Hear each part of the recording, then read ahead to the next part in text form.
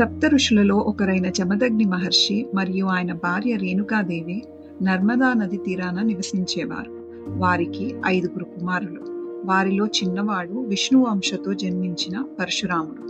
రేణుకాదేవి ప్రతిరోజు ఉదయాన్నే నదికి వెళ్ళి తన పాతివ్రత్య మహిమతో కేవలం ఇసుకతో కుండను తయారు చేసి అందులో నీటిని తెచ్చి జమదగ్ని పూజకు ఇచ్చేది.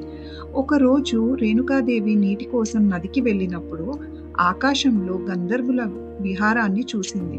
ఒక్క క్షణం ఆమె మనసులో వారి అందం పట్ల ఆకర్షణ కలిగింది. ఆ చిన్న మానసిక చలనం వల్ల ఆమె తన పాతివ్రత్య శక్తిని కోల్పోయింది. ఫలితంగా ఆమె ఇసుకతో కుండను తయారు చేయలేకపోయింది.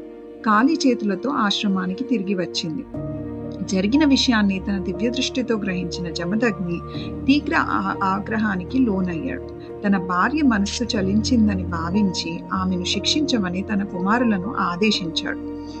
మొదటి 4 కుమారులు తల్లిని చంపడానికి నిరాకరించారు.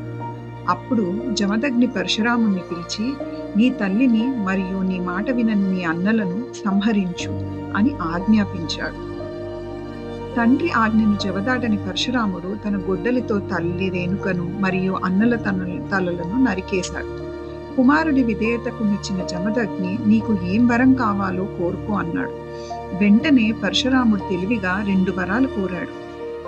నా తల్లి అన్నలు తిరిగి బ్రతకాలి. నేను వారిని చంపిన జ్ఞాపకం వారికి ఉండకూడదు.